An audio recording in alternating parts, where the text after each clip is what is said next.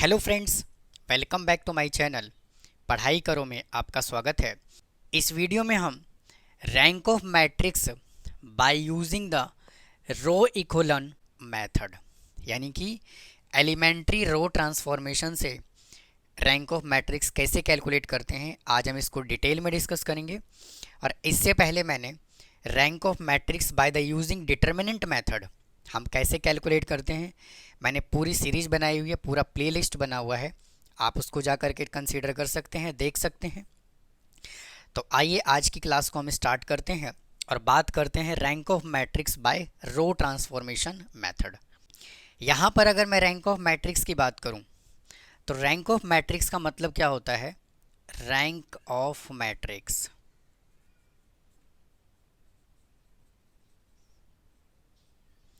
Rank of matrix का मतलब होता है नंबर ऑफ नॉन जीरोज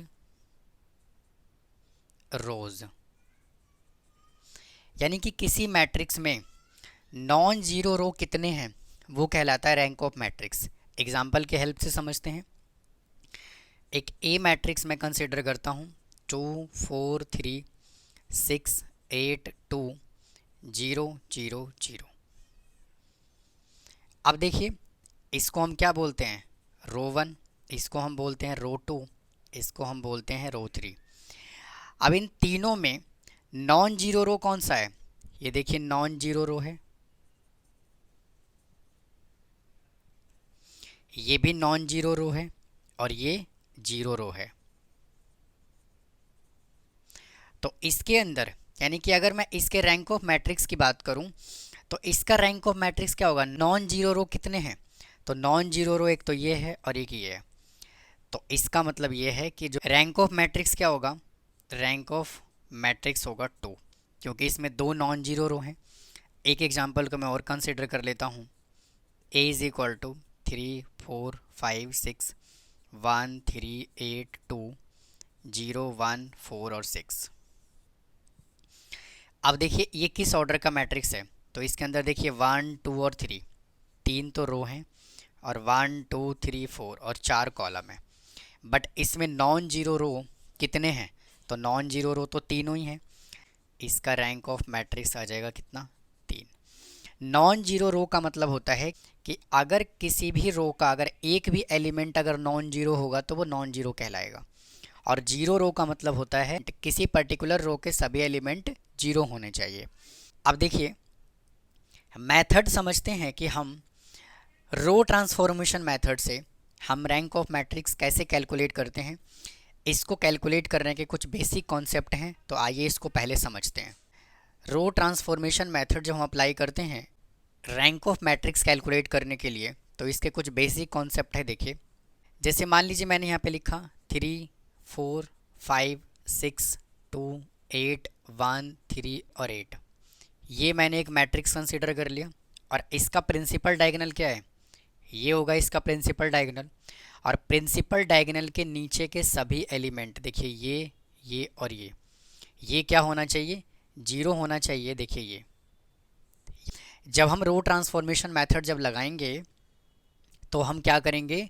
जो भी मैट्रिक्स गिवन होगा उसको हम अपर ट्रायंगुलर मैट्रिक्स बनाएंगे।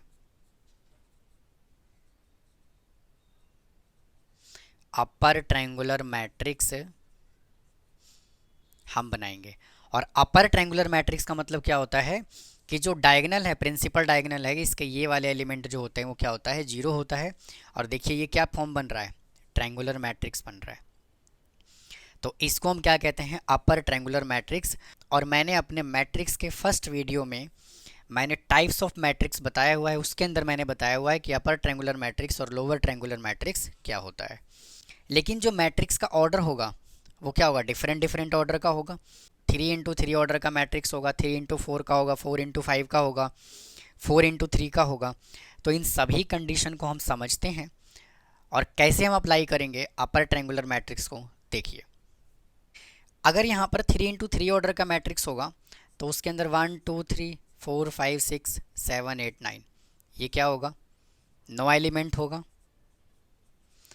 और अगर 4 × 4 ऑर्डर का मैट्रिक्स होगा तो 1 2 3 4 1 2 3 4, 1 2 3 4, 1 2 3 4, 4 इंटू 4 ऑर्डर का मैट्रिक्स होगा तो इसके अंदर 16 एलिमेंट होंगे। अगर 3 इंटू 4 ऑर्डर का मैट्रिक्स होगा 1 2 3 4, 1 2 3 4, 1 2 3 और ये 4, इसके अंदर 3 रो और 4 कॉलम है। और क्या मैट्रिक्स पॉसिबल है? 1 2 3, 1 2 3 और ये 4 रो 3 कॉलम का मैट्रिक्स है। तो इस तरह का क्वेश्चन हमसे पूछ सकता है। तो इन चारों ही केस में अपर ट्रायंगुलर मैट्रिक्स कैसे बनेगा समझते हैं पहले। इसके अंदर देखिए ये एलिमेंट जो है वो जीरो होना चाहिए। इसके अंदर देखिए ये और ये एलिमेंट जीरो होना चाहिए। अपर ट्रायंगुलर मैट्रिक्स देखिए ये बनेगा। और 4 इंटू 4 में अपर ट्रायंगुलर मैट्रिक्स में ये एलिमेंट जो है वो जीरो होना चाहिए। और 3 इंटू 4 ऑर्डर के मैट्रिक्स में ये एलिमेंट जो है वो जीरो होना चाहिए। और 4 इंटू 3 ऑर्डर के मैट्रिक्स में ये एलिमेंट जो है वो जीरो होना चाहिए। यानी कि अगर आप इस कॉन्सेप्ट को फॉलो करेंगे, अगर आप इसके हिसाब से चलेंगे तो कभी भी क्वेश्चन जो है वो रैंक ऑफ मैट्रिक्स का गलत नहीं होगा। यानी कि अगर 3 इंटू 3 ऑर्डर का मैट्रिक्स है तो आपको ये 3 एलिमेंट जीरो बनाना है। अगर 4 इंटू 4 ऑर्डर का मैट्रिक्स है तो आपको ये 5 एलिमेंट जीरो बनाना है। और अगर 3 इंटू 4 ऑर्डर का मैट्रिक्स है तो आपको ये एलिमेंट जीरो बनाना है। और 4 इंटू 3 ऑर्डर का मैट्रिक्स है तो आपको ये एलिमेंट जीरो बनाना है। तो उम्मीद है आपको ये कॉन्सेप्ट समझ आया होगा। अब इसी कॉन्सेप्ट का यूज करके हम देखिए इस क्वेश्चन को सॉल्व करते हैं। क्वेश्चन हमें क्या गिवन है? 1 2 3 2 1 4 3 0 5। इस मैट्रिक्स का ऑर्डर है 3 इंटू 3। और अभी अभी हमने आपको क्या बताया है कि जो 3 इंटू 3 ऑर्डर का मैट्रिक्स होता है उसके कौन से एलिमेंट को हमें जीरो बनाना है? अपर ट्रायंगुलर मैट्रिक्स को। यानी कि ये और ये 3 एलिमेंट जो है वो हमें क्या करना है? जीरो बनाना है। तो 2 3 को जीरो बनाना है, ये तो पहले से जीरो बना हुआ है। तो देखिए इसके अंदर हम क्या करेंगे? एलिमेंट्री रो ट्रांसफॉर्मेशन अप्लाई करेंगे। नाउ अप्लाइंग रो ट्रांसफॉर्मेशन।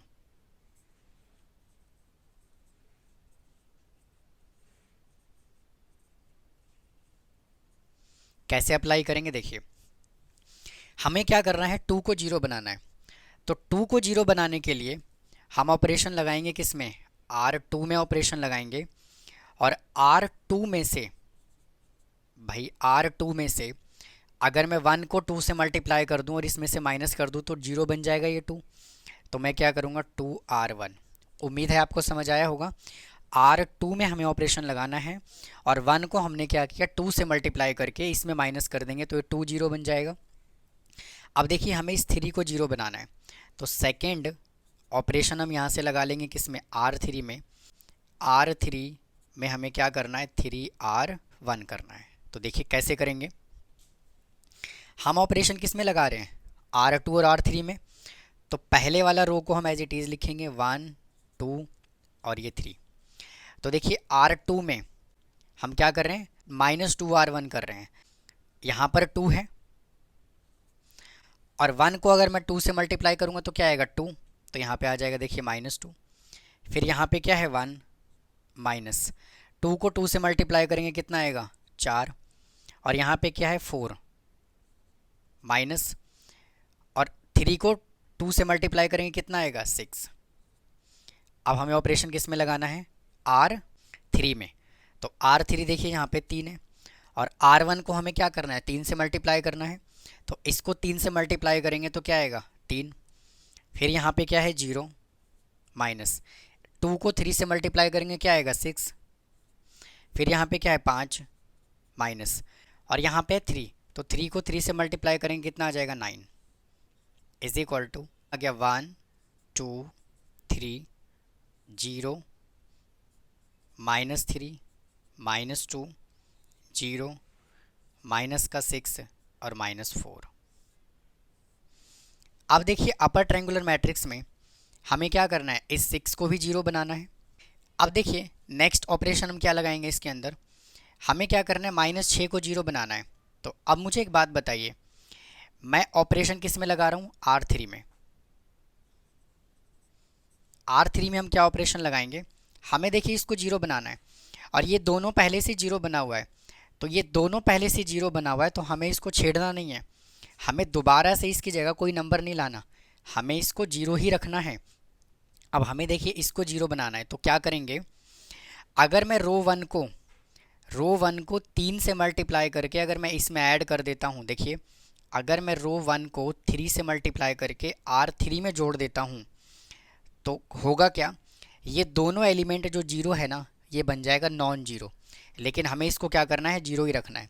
तो हम इसमें ऑपरेशन क्या लगाएंगे, अगर मैं R2 को, अगर मैं इस रो को 2 से मल्टीप्लाई करके दोबारा से अगर मैं इसमें माइनस कर दूं तो 6 जो है वो बन जाएगा जीरो। कैसे, देखिए R3 में ऑपरेशन लगाना है, माइनस R2 को अगर मैं 2 से मल्टीप्लाई करके इसमें माइनस कर दूं, इसमें माइनस कर दूं तो ये क्या हो जाएगा, जीरो बन जाएगा। कैसे, देखिए ये 1 2 और 3, इधर है जीरो, -3 -2।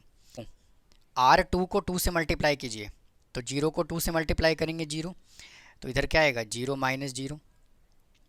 यहाँ पे देखिए -6 है तो ये हमने यहाँ पे -6 लिखा। अब देखिए R2 को मैं 2 से मल्टीप्लाई कर रहा हूँ, -3 को 2 से मल्टीप्लाई करेंगे तो क्या आएगा, -6, तो ये माइनस देखिए एज इट इज़, और ये -6, ये -4 एज इट इज़, माइनस और -2 को 2 से मल्टीप्लाई कर रहा हूँ तो आ जाएगा -4। 1 2 3 0 -3 -2 0, और देखिए ब्रैकेट के बाहर माइनस से साइन चेंज हो जाएगा, -6 + 6 0 और -4 + 4 ये 0।